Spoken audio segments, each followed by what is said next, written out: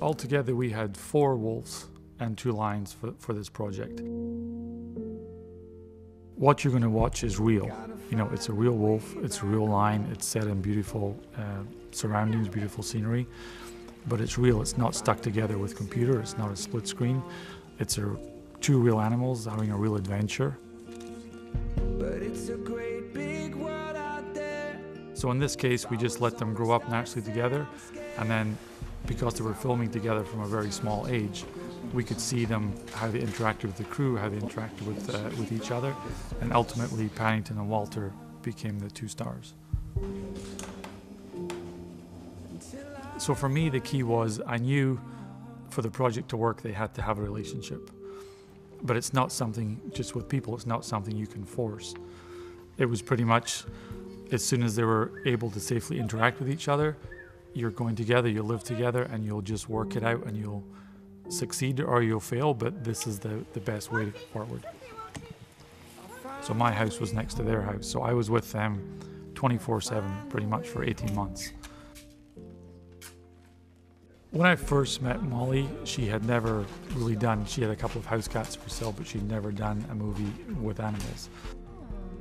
She was there, she'd come on weekends, she'd come after shooting, she'd spend a lot of time with them. And especially with the wolf, because she had more interaction with the wolf than she did with the lion, she did create a genuine bond again with the wolf. And it's something that, you know, that's not fake, you can't fake that. And you can see it on screen, and there's a lot of moments, one in particular when she's swimming across the lake, that you'll see interaction between her and the wolf. And it's a genuine connection, and it's something, you know, that I think the audiences are going to appreciate. And they are really 2 separate entities, because the wolf is much faster in his development. He's relatively smarter than the lion is. And as they grow up, he's faster. He's looking for trouble all the time. He's digging holes, he's ripping things apart, he's chewing up his toys. So he's very much more interactive with us and interacted with each other, but he never worked with wolves.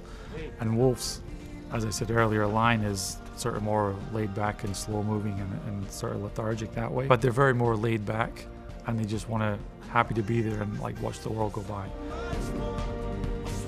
So it was trying to take my experience with a wolf, his experience with a lion, and just looking at the script and like every sequence of the wolf and the lion, we would look at it and go, he would say, I want to achieve this, and I'd say, okay, well, we can achieve that, but on this scene we have to adjust slightly. Safety for us during this production was the ultimate goal, because when you're dealing with, you know, wolves are one thing, but when you're dealing with lions is another thing. They have, you know, teeth and claws, and they're very fast and they're very big. So safety going into this was one of the main priorities for me.